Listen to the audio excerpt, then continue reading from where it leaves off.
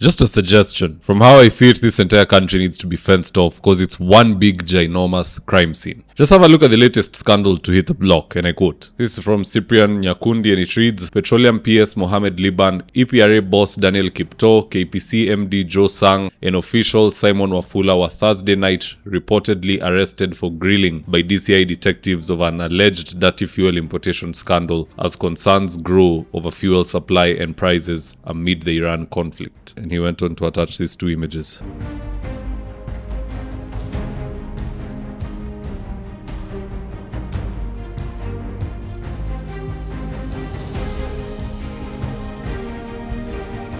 Now in this video I want us to look into some of the facts surrounding this case and also who the biggest losers are here. And so with no further ado, let's get after it. Now let's start off with the bits of pieces that we're picking up here and there. Number one, apparently the Speaker of the National Assembly, Awan Moses Masika Wetangula, is a beneficiary of this scheme through one of his proxies called Wafula. Just have a look at this expose from the same Cyprian Nyakundi. Arrested Chief Economist Joseph Wafula is deeply connected to Speaker Wetangula. In politics, especially Kenyan politics, kila mtu ni mtu wa mtu fulani. Everybody got to a certain job through a certain person. The one who connected Joseph Wafula to the energy sector is Speaker Wetangula. Now Joseph Wafula is caught up in some shady dealings and is being arrested. So we urgently need Speaker Wetangula to also be arrested by DCI. He tells us what he knows. Is he part and parcel of what Joseph Wafula is doing? Or is this a mismatch? That is something that only a summon and a statement can answer. Now also worth noting, Joseph Wafula was on Hot 96 the other day talking about how the people we're in contract with in regards to fuel are able to source from other places if the Iranian war persists. That to me sounds like someone who was defending an alternative consignment that he knew was on the way or had already docked at our port. Just listening to this.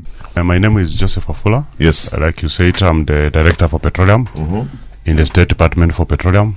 And probably we are aware that we have a crisis in the Middle East. Okay. Ongoing. We source the majority of our product from the Middle East, but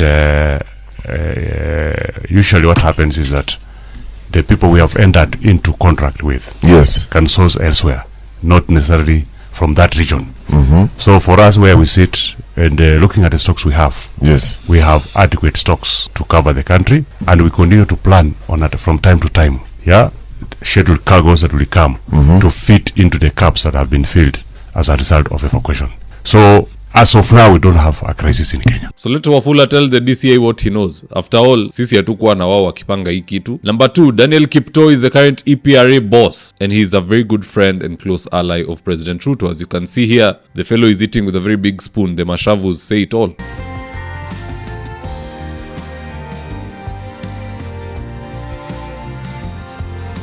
Now what you need to know is that the next time you buy V-Power and your car performs worse than when using regular petrol, you should question Kiptoo. These are the fellows causing Kenyans pain as they continue to allow substandard fuel into the country. Now on the side of the biggest losers, number 1 is Uganda. How so? You see, Uganda through the Uganda National Oil Company bought a 20.15% stake in Kenya Pipeline Company. So in other words, they paid 32.95 billion shillings just to own 20% of Kenya Pipeline. And then after making such a huge purchase, some PS and a few crooks scheme and begin importing substandard oil, which is refined and pumped all the way to Uganda. The Ugandans should never have invested in Kenya. This government is filled with more crooks than theirs. So it was always going to be a bad idea. My advice, ask for the refund immediately. And I'd even dare say even Wakili Ahmed Nasir concurs. Just have a look at this tweet. Uganda must be shocked and embarrassed in equal measures. 30 days ago, it bought 20% of KPLC at billions of Kenya shillings. Then today, the CEO of the company, I believe he meant to say KPC, not KPLC. Then today, the CEO of the company, it invested so much of Uganda public funds, is spending the night in a cold police cell. This is the tragedy of wishing away corruption and a damning indictment on Ugandan government for not doing proper due diligence. Now let's see what other Kenyans on X have to say about this debacle. And I quote, LeBron James said, Kenyans never cease to amaze the world. Any small opportunities and they import dirty things to sell in the country. We need genuine leaders. Tom Crisanto said, I've been anticipating this one, to be honest. Sharp boys as you call them.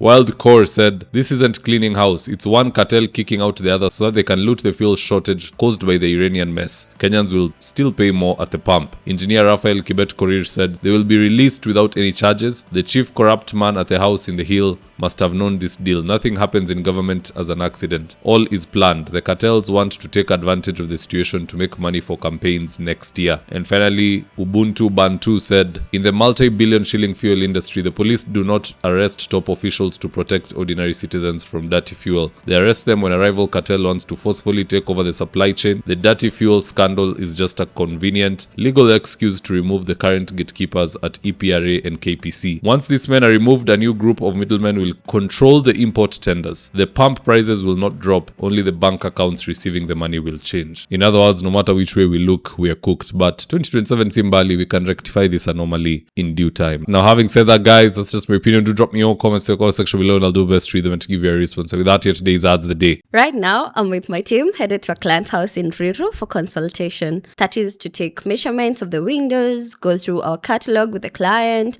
and then once they decide on the color and the fabric they want, we'll get busy sewing, and at long last, the curtains installation will be on us. So if you're looking for curtains, shears, curtain rods, curtain accessories, reach out to Phoenix Curtains and Interior Decor and we will sort you out. Call us on 0724 414153. If you're in need of electrical wiring, solar installation, or electrical fittings such as strip lights, snake lights, downlighters, or chandeliers, contact Engineer Wycliffe at 0707 476602 and he'll get your house dapped up.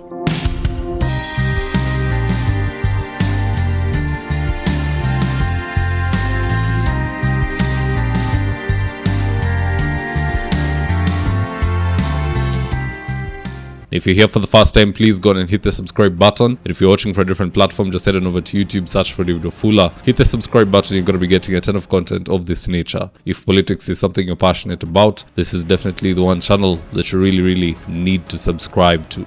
Alright guys, adios.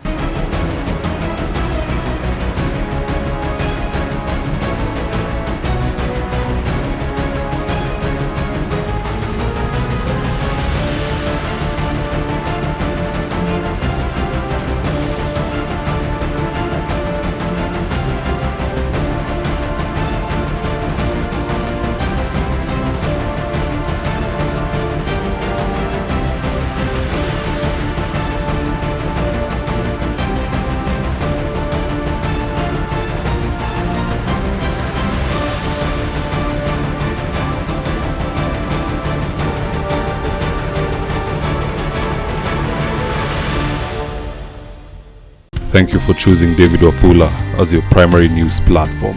We put countless hours in research, recording, and editing. By showing up each and every day to watch our videos, you encourage us to generate more videos for the viewers. We are on a mission to inform, educate, and build a better tomorrow. To our thousands of followers in a world full of presidents, kings, and queens, you are the real gem. Adios.